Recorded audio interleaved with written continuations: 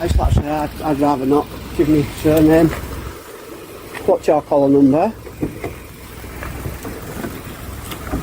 Are you recording?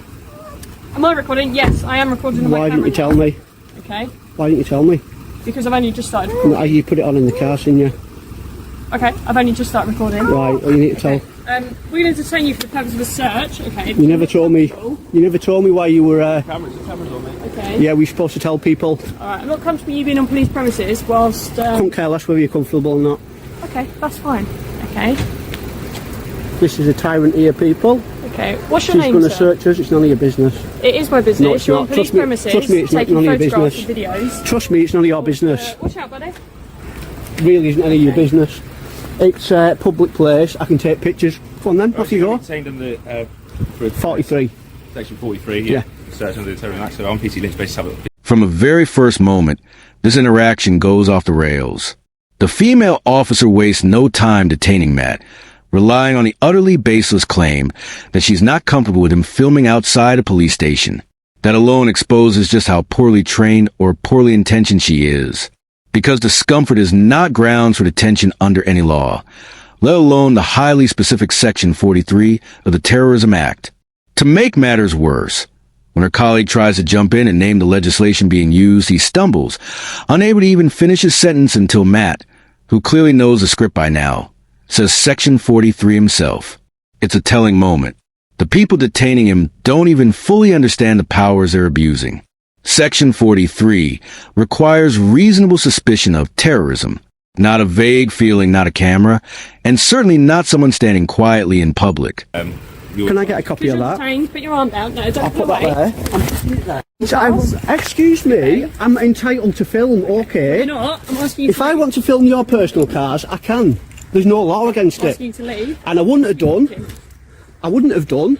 Don't touch me, I'm on public. Get It lost. doesn't matter that you're on public. Say Okay, hello to- keep walking away. No, I can be here if I want to be. All right, you're going to get yourself in deep trouble, lass. Okay. If you touch me, deep Why? trouble because Why? I'm not doing anything wrong. You've searched Okay. me. You're satisfied. We've told you I'm to stood stop here. filming our I'm vehicles allowed to. and You're not our allowed to do that. cars. You're not allowed Okay? to do that. So please leave. You're not allowed to do that. Why, No, I why won't. are you here then? Because I feel like it.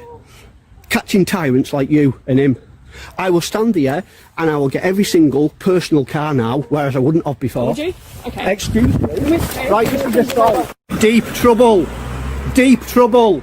Deep. Say goodbye to your job. After the pointless search turns up nothing, you'd expect the officer back off, but instead she ramps things up. Matt tries to continue filming, which he's perfectly entitled to do, but she starts physically pushing him and his camera. It's clear she's not enforcing the law anymore. She's just trying to get rid of him, and that's the problem. Once officers realize they have no legal leg to stand on, too many resort to pressure and aggression instead. What makes this worse is that she had the answer. She searched him, found nothing. That should have been the end of it. But because Matt stood his ground and didn't fold, her ego kicked in. This wasn't about security. It was about control. She didn't like being challenged. And once she couldn't win by the book, she tried to win by force.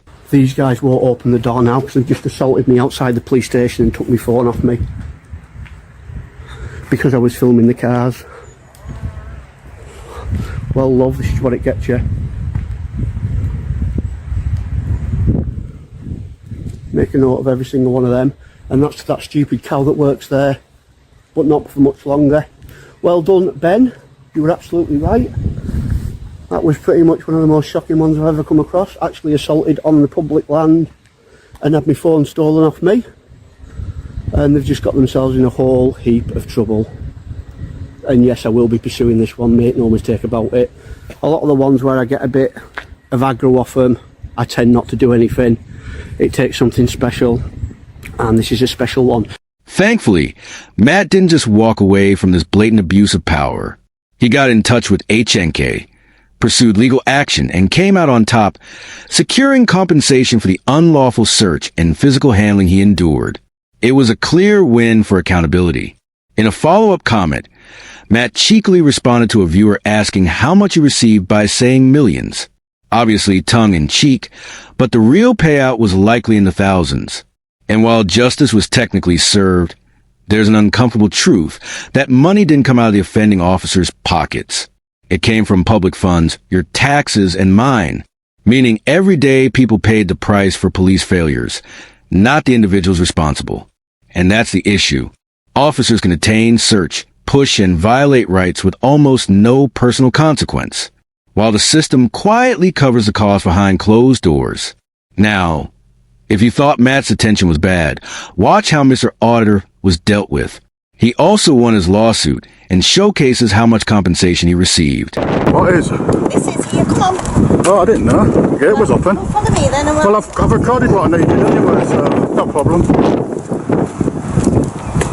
on then. I am doing. Alright.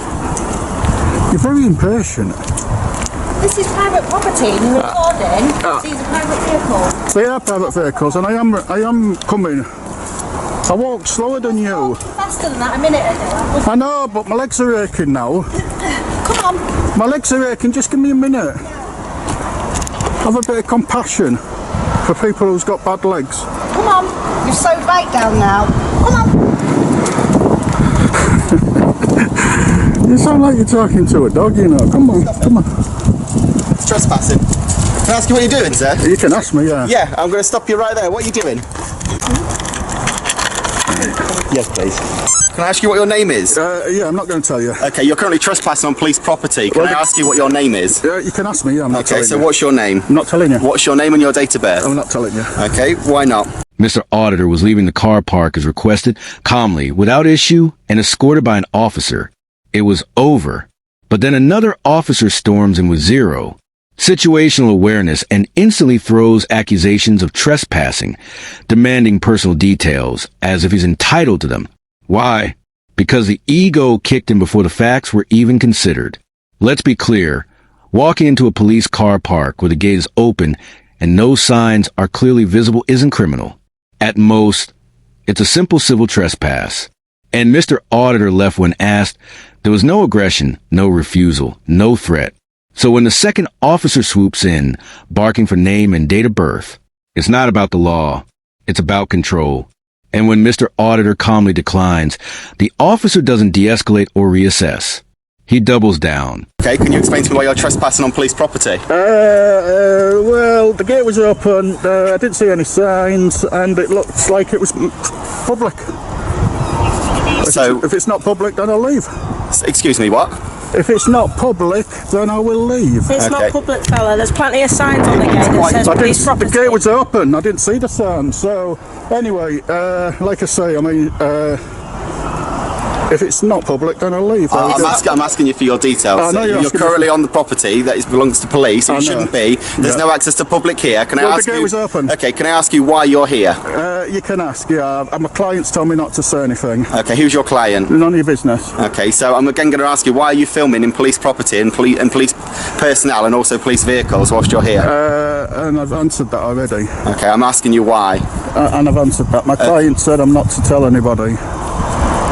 Okay, just detain this male here for me one second. No, you're not detaining me. Yes, you are. No, You no. are. Exactly You where are. you What are you are. detaining me Until I can for? ascertain why you're on police We need to property know what and your what your name is. details are. You'll say Well, exactly you where need you to tell are. me why you're detaining me. Why are you detaining me? What section? You're on police property, What fella. section? You You shouldn't can't- be here. You've got. I've You'll got say to. exactly where you are. No, I won't. Okay. I won't. What's your details? I'm not telling you my Okay. details. You're either going to arrest me or you're going to let me go. That's it. That's the only Okay, options in you've that got. case, you're under arrest. Mr. Auditor does exactly what the law allows. He refuses to provide his details without a legal obligation and holds his ground calmly, drawing a clear line with the officers. Either arrest me or let me go. That's not obstruction. That's knowing your rights. But when the officers move to detain him, they fail to cite any legal section, which is a fundamental breach of procedure. At that moment, there was no lawful justification presented, only vague references to being on police property. The gate was open. Signage was unclear, and the officers escalated unnecessarily instead of de-escalating what should have been a non-issue.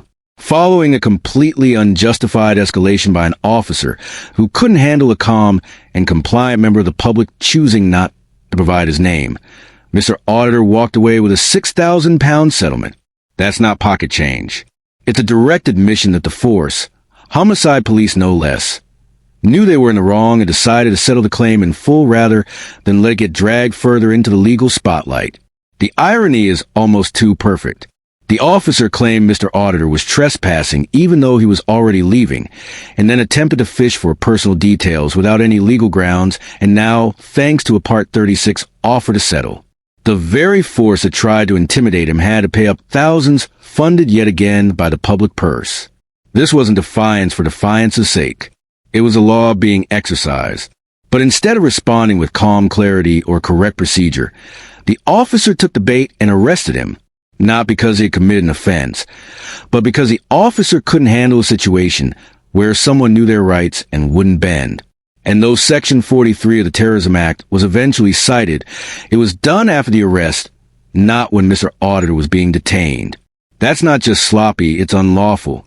The result, a £6,000 payout to Mr. Auditor handed out by homicide police via a Part 36 offer. A quiet legal mechanism often used to avoid trial. They knew they were on the losing side of the argument, and instead of risking further exposure in court, they paid out hoping it would all go away. But these moments don't just go away. They live on as a warning about how often certain officers lean on authority instead of law, and how many times those mistakes get buried under taxpayer-funded settlements.